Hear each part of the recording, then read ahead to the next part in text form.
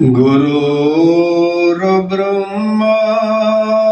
गुरुर्विष्णु गुरुर्देवो महेश्वरम् गुरुर्साक्षात् परब्रह्म तस्मै श्री गुरवे नमः। तस्मै श्री गुरवे नमः। આજે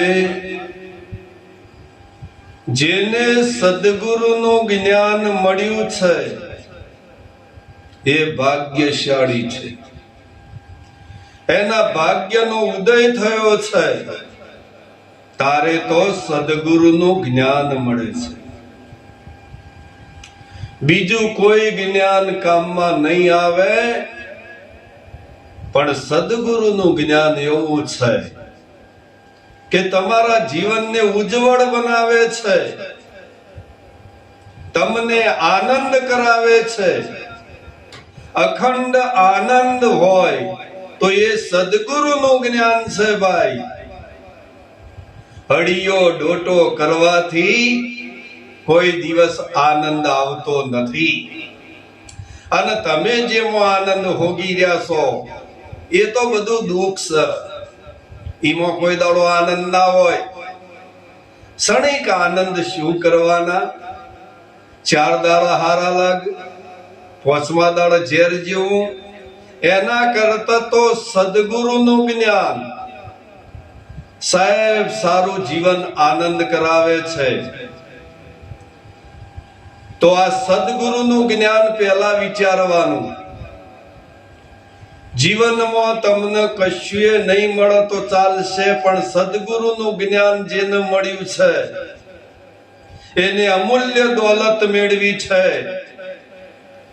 સાહેબ। તુચ્છ દોલતમાં આ લોકો કેટલા પાગલ થઈ ગયા છે। જે રવાનું નથી એનો સંગ કર્યો છે, જે અજરા છે અમર છે એના હામું ન જોઈ। સવારામ બાપાએ સુંદર વાણીમાં વાત કરી કે તારા માટે તે શું કર્યું? બધાના માટે બધું કર્યું, પણ તારા માટે તે શું કર્યું? આટલી વ્યાખ્યામાં જો સમજી જાય તો મેળ પડી જાય એવો છે। તારા માટે એટલે તારા જીવન માટે તે શું કર્યું? આજ સુધી જે કમાણી કરી છે એ કમાણી તો કામમાં આવવાની નથી, પણ સદગુરુનું જ્ઞાન જો ઉદરમાં લીધું હોય અને ભીતરમાં ભણકાર થયો હોય તો તમે તમારા જીવનમાં કોક કર્યું। બાકી સદગુરુનું જ્ઞાન તમારી પાસે નથી તો જીવનમાં કશું કર્યું નહીં। એટલે જિજ્ઞાસા કરવી હોય તો સદગુરુના જ્ઞાનમાં કરજો સાહેબ। એક સદગુરુ મહારાજ વ્યાપક પરિપૂર્ણ આનંદ સ્વરૂપ આટલું કહેવામાં આવે છે તોય આપણે સાંભળતા નથી। સદગુરુ વારંવાર આપણને કહેતા હોય, આપણે કોનમાં લેતા નહીં। શું થવા બેઠ્યું છે? અલ્યા આડા નવડા પ્રોગ્રામો કરશો નહીં, એક જ્ઞાન માર્ગ ચાલે એવા પ્રોગ્રામો કરો, અને એવા ભજનમાં જો કે જો જ્ઞાન ચાલતું હોય, ખાલી બખાડા થતા હોય એવા ભજન ને મૂકી દો તમે, એ તમારું જીવન નહીં બનાવે। અરે ભજનમાં જવાથી કોક મળવું જોવો। પોણીનો વલોણો કરશો તો મેળ નહીં પડે।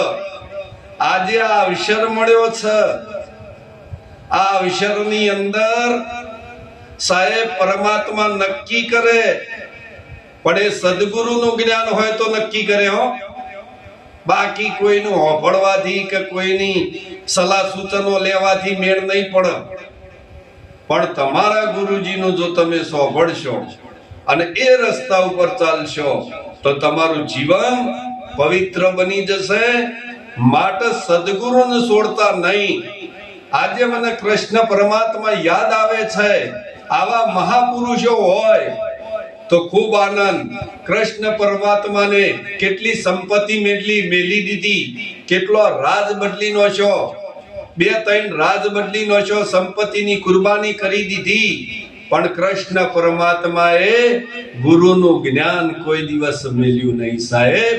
તો આપણા જીવનમાં એ શીખવાનું છે, અને આવું જો તમે શીખો તો તમારું જીવન બનશે, નકર એ સિવાય જીવન બને એમ નથી. આટલું બોલી મારી વાણી વિરામ આલું છું. બોલો સતગુરુ ભગવાન કી જય.